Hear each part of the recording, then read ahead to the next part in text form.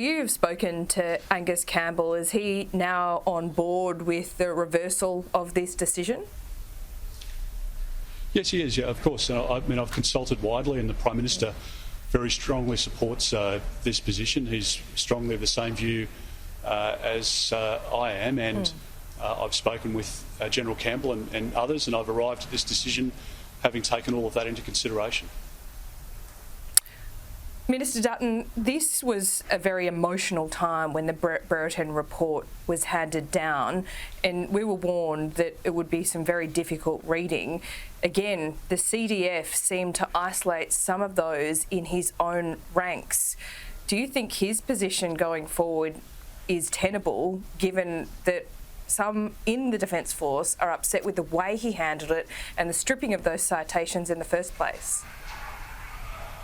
I can assure you that his position is not only tenable, it's rock solid. As I say, I have the utmost respect for Angus Campbell. I've watched him perform as a leader over a number of years around the table of the National Security Committee. I've seen him present, I've seen him talk passionately about his personnel, about the desire to get the right investment to support the personnel, and I just don't think there's a more patriotic, honourable Australian, and he absolutely has the support of the Prime Minister, myself, and the whole government. He does an exceptional job, and he works with the other service chiefs to keep us safe, and we really do honour that.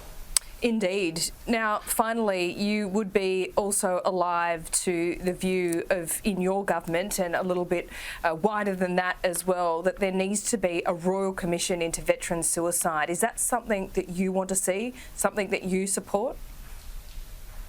Yes, very much so, but also support the Prime Minister's position as well in relation to an ongoing arrangement, Laura. I think sometimes with Royal Commissions you have sort of a snapshot in time of consideration of a particular issue, and I think that's important, and there are many within the veterans community that support that.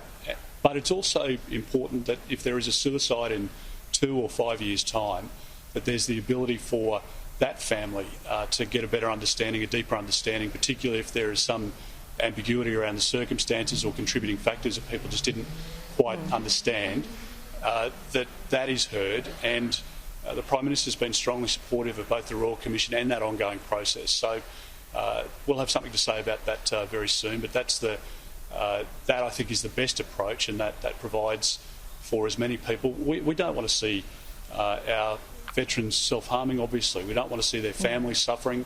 We want to provide whatever support we can, and the way in which the government has invested in programs and in interventions and other ways in which we can help veterans has been quite remarkable over recent times, but there's still more for us to do, and I want the veterans to hear very clearly, particularly those that have come back from the Middle East over the course of the last few years.